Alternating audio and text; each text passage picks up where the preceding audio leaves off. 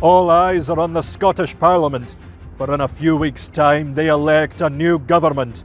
But who's running? What are they all about? I'm here to tell you.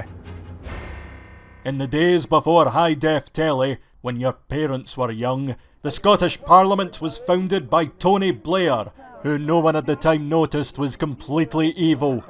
He gave the Scots a funny voting system, which was supposed to stop any one party gaining total control. But one party didn't like this.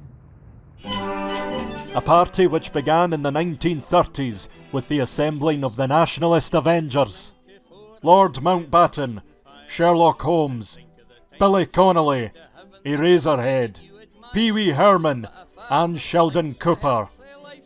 The SNP were born, but for their first few years they didn't amount to much. Are we absolutely stuck with this colour?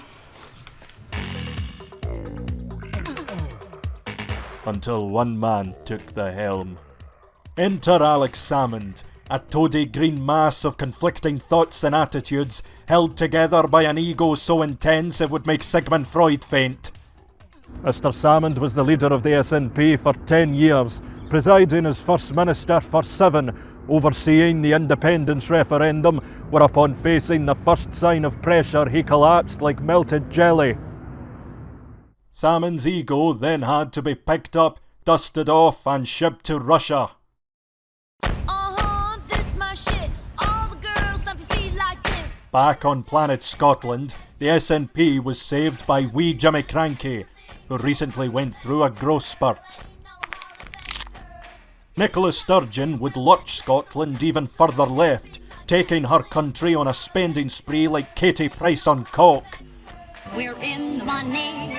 We're in the money. If elected, the SNP would bring in, NHS money, communist railways, oil rigs, no, windmills, tax evasion for youngsters, mayor houses, free teeth, EU flag shagging, a signed DVD of Still Game at the Hydro, lady pads, and much, much, much more.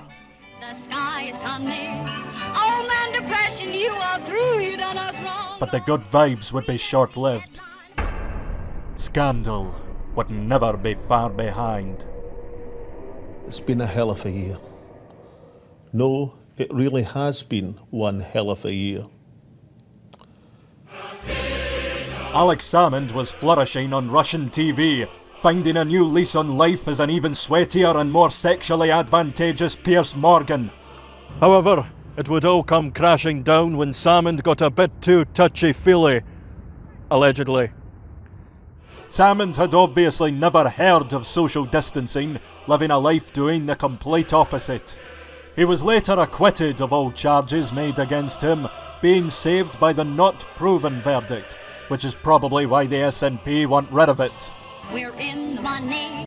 Unfortunately, on the taxi home he lost his SNP member card. To avoid embarrassment, he started a new party.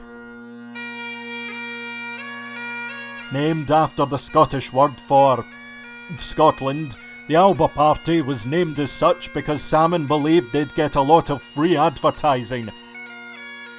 It remains to be seen if Alba will be as big a threat to the SNP as Salmond is to women. Tune in next week. You'll see Scottish Labour taken to the cleaners.